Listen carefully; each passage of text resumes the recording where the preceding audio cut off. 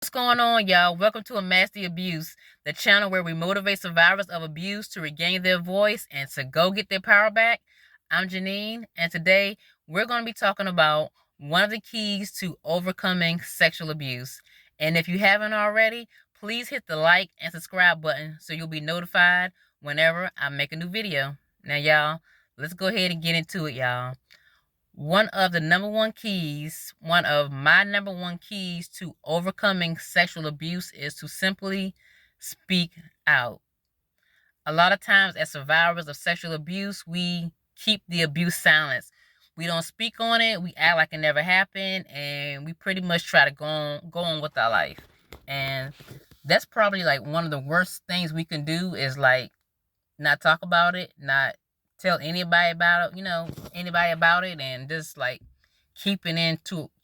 And over time, you know, that's how we get depressed. That's how we get suicidal, by keeping this secret. And the secret of abuse, that's a heavy secret to keep. And imagine keeping this secret for years. Imagine keeping this secret for decades. Imagine keeping this secret for a lifetime. How much of pain, how much depression, how much anxiety a person will have to go through. So my number one key will be to speak out about what you've been through.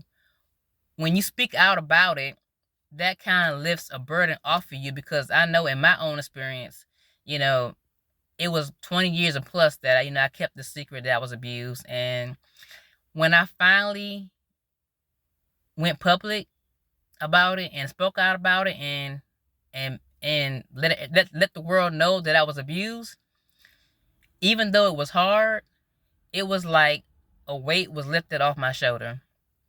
If you have, spoken out about sexual abuse, let me know in the comments, how did you feel when you spoke out about your abuse, when you let the world know, or when you let your family know, or if you let your counselor know that you abused.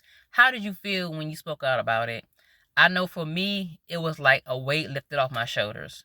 And when I spoke out about it, because what happened with me is that I went public with my speaking out. So what I did was I went on Facebook and I made a video and I posted it.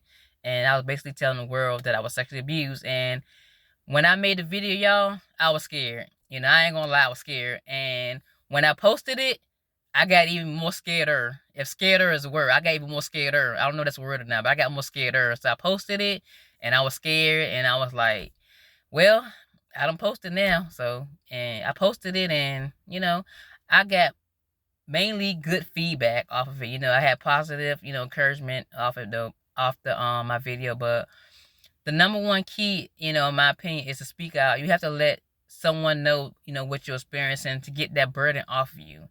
Speaking out is power. It's scary speaking out, but it's also power in speaking out. So y'all, let me know in the comments, when you spoke out about abuse, how did it go? Or if you haven't spoken out yet, what is your plans on how you're going to speak out? And it doesn't have to be public. You don't have to go and do what I did, put it on Facebook. You can just tell a family, or your friends, your pastor, whatever. You don't have to be public. But let me know in the comments your experience with speaking out on abuse. How did it go? Or how do you plan to speak out about abuse?